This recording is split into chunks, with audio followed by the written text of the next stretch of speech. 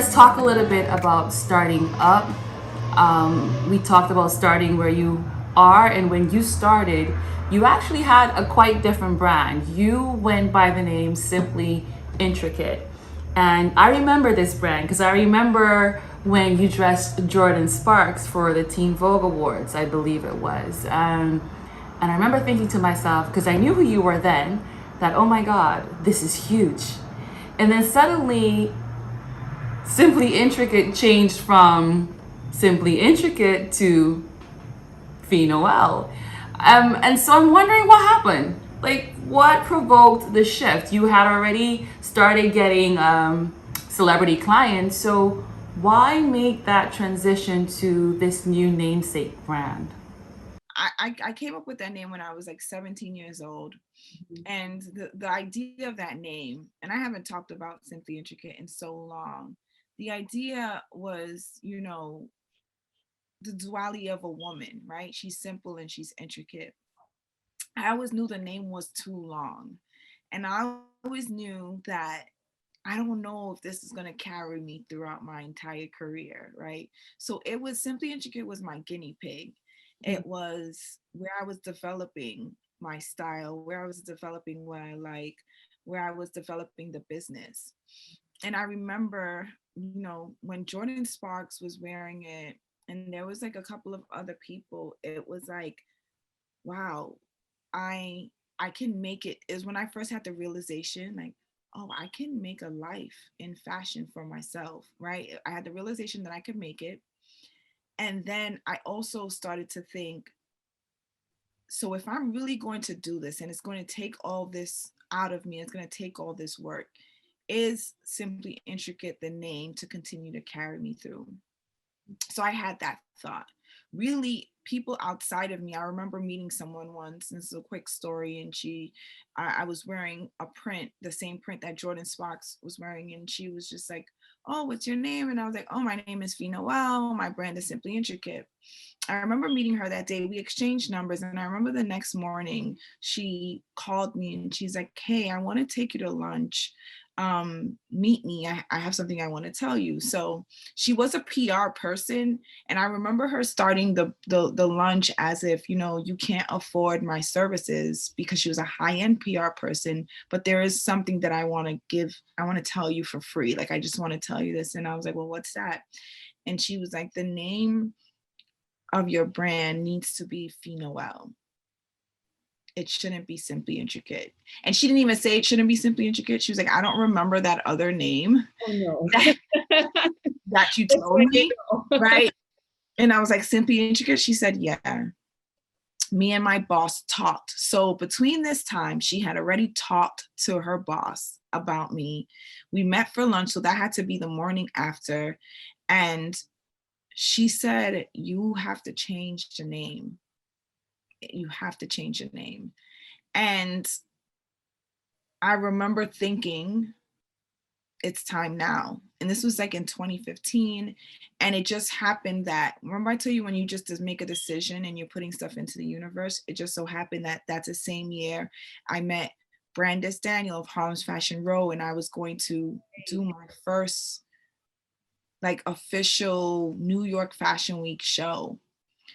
And I came out on that show as Fee Noel.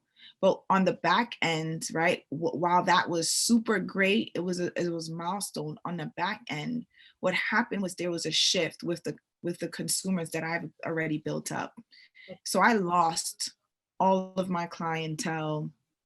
We stopped making money because they just felt like with the name changing, they just automatically, something about it was more mature than the consumers are. So remember, I started this brand when I was younger, so something about it became more mature, and I was no longer talking to the people that I've built up with this far. So when Fee Noel changed, it was actually a whole shift in the business. It was like I was starting from scratch all over again when I changed the name to Fee Noel. That has to be quite perplexing for you to be seeing doors opening up in avenues that you've aspired to while at the same time losing your customer base. I mean, how did you process that duality of activities?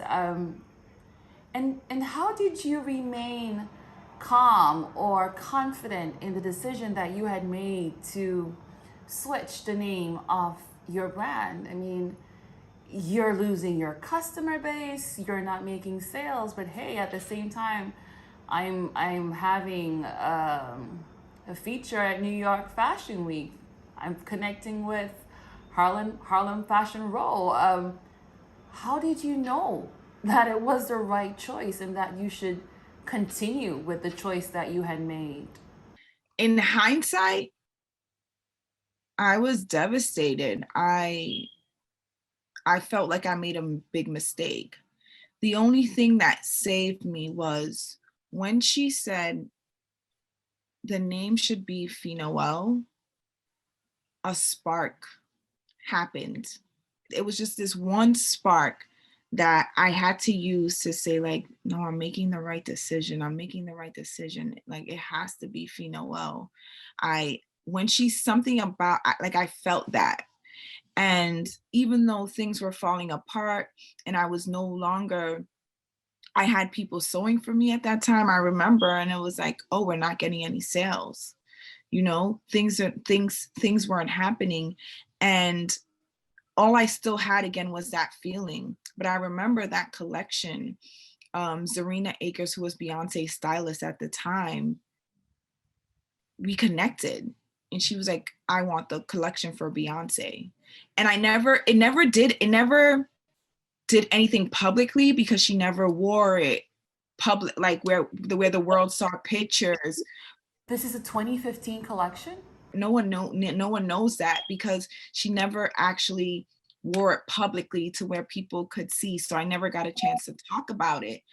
But what Zarina did do for me was like, wow, she gave me possibility and hope. And I always say, like, possibility wakes me up in the morning. So the possibility that this can be something big is what drove me past that low point in switching from Simply Intricate to Fee Noel. So, from the outside looking in, connections, networking seem to have played such an integral role in the movement, the upward movement of the brand. I mean, you created or you got into a partnership with Harlem Fashion Row, and that just seemed to set things off really quickly. How did that connection come about, and how important has networking been as you've been trying to grow the business? Nisha, if I tell you, so first I wanna really say I am not a networker. Like, it is so, I'm really not. It's so interesting. That's why I talk a lot about, just energies and stuff, because I really don't know how to walk into a room and connect with the right people and do connection. That's not the way it happens for me. What always happened for me was, you see, I have a love language with Grenada. I also have a love language with fashion, right? It's my way to speak without having to. And that has done so much for me. So I remember that same day where I told you it was an event that I walked into with that print. Okay. That same day I met that PR girl, there was another woman by the name of Ty Buchamp, who I didn't meet that day, but she was getting out of a taxi going to the same event, and she saw me walking, and she made note of, like, who is that girl? And a few days, maybe, like, I can't remember the timeline, her peoples reached out to me and they said, Ty would like to have a meeting with you. And Ty was the one who said, I met this designer, like, I think she would be perfect for your show coming up in 3 weeks. And at the time she was speaking to Brandis Daniel. She said, I met this designer and and I think she would be perfect for your show. I'm going to send you her stuff. You need to see her. And I had reiterated, like, I'm about to change. This is Simply Intricate that I'm wearing, but I'm about to change the name to Fee Noel. And she said, because I had already met with the PR girl, and she said, the name needs to be Fee Noel. So there you go. And you're going to do the show. And that is how I met Brandis Daniel of Harlem's Fashion Row. and the rest is history. You see what I mean? So it's not like I went in there network. No, I went in there looking good and feeling good. That was my only goal that day. And so much has happened since then, and so much has happened because of that. And it's the way I meet a lot of people in my life, you know, it really happens that way. So I know people say you should network and you should build relationships, and if you're able to do that, you should. But also just having genuine energy is that goes a long, long, long way, a long way. So let's talk a little bit now about the business, right? And what really inspires you. Where does your inspiration come from for your collections? I know Grenada really inspired your last collection, but in terms of getting down to the creative process, what shapes that and what does that really and truly embody? You know, I always, and just as an individual, I have to be excited. Like things have to excite me. Life has to excite me. They have to evoke some sort of emotion. And for me, I don't have one single place I draw inspiration from. It really comes just through my daily life, right? It can be something that I watched. It can be something that someone said. It could be something that popped up. Like I meditate a lot, something that popped up during meditation. It can even be so much as I'm walking on the sidewalk. And so what I've and not trained, but really what I try to do is be present, right? Like when I'm doing something, be present. So if I'm running from here to there, I'm always paying attention to things, colors, just different things, people. I love to people watch. There's so many different things that I draw inspiration from that I don't have. It's hard for me to say like, oh, it's this, and this. I know that I have to keep myself inspired because there's times where even now, like when I leave here to when I finish this conversation with you, I'm going to go to a museum because there's times where I really have to seek out something that's going to spark in me. And everything I do, everything that I'm involved in, I wanted to evoke emotion. Everything I create, I wanted to evoke emotion. So whether I'm watching old movies, watching old images of like Black Hollywood and glamour. I do research like that because they make me feel powerful. They make me feel like, wow, this is where we came from. This is what we've built. This is what we've done in the past. So I really pull from everywhere to get inspiration. There's no really rhyme or reason. I can be sitting here in that picture frame, the way the colors in the back of you that you have, where I see black, white, and red, that does something for me. Art does something for me. Music, you know. What is really important to you in the development process? Is it really the print or is it the garment construction? Which elements of it do you find yourself gravitating to most? Oh, um, sheesh, that's a good question. So you said if it's the print, it's both, right? Things have to work simultaneously together. So prints are eye-catching, right? So the reason why, so prints can catch the eye, right? But the construction affects how a woman wears it, and it affects like how you see the print flow. So I think like they both have to work together, and both are very important, right? Because I can have the perfect print and it's a perfect colors and it's easy on the eye, but if it's not, when I put it on, if it's not giving just this ease and this feeling, and when I'm walking in it, I'm not feeling this form of comfort and this sensual feeling, it doesn't work. I'll have to scratch the whole design. So both are important for me because sometimes the right print needs the right garment construction. Some people may say like, oh, a beautiful print is a beautiful print. No, it's what it turns into that can change how you see it, and that can change, you know, just how you view it and how it wears. A lot of the prints that you've been using of late, they're artistic renderings from artists that you like. And you've done a pretty interesting thing of fusing fashion and art and sort of creating wearable art. Is this going to be a niche of yours moving forward? Is this what we're going to look forward to from Felisha Noel? So I started with creating my own prints. I started with creating my own prints. My very, very, very first print came from a bowl of fruit. The way the colors look together. I remember I took a picture of it and I put it onto the computer and did some stuff to it. And I was able to make, I have to show you that outfit. And I can't wait to tell. It was so long ago. And I'm like, this was from a bowl of fruit that I was eating at the time. And the colors look so beautiful.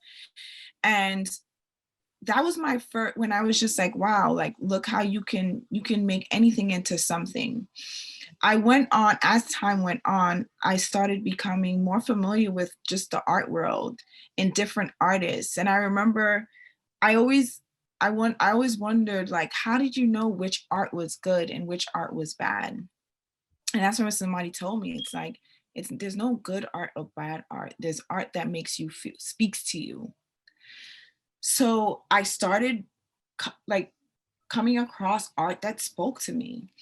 And I didn't consider myself, like, I wasn't a painter and an artist in that way. Again, it took me so long to even really put these titles or call myself these titles. And I remember saying, like, I need to find a way to bring these two worlds together, right? Like making a beautiful garment with art that speaks to me.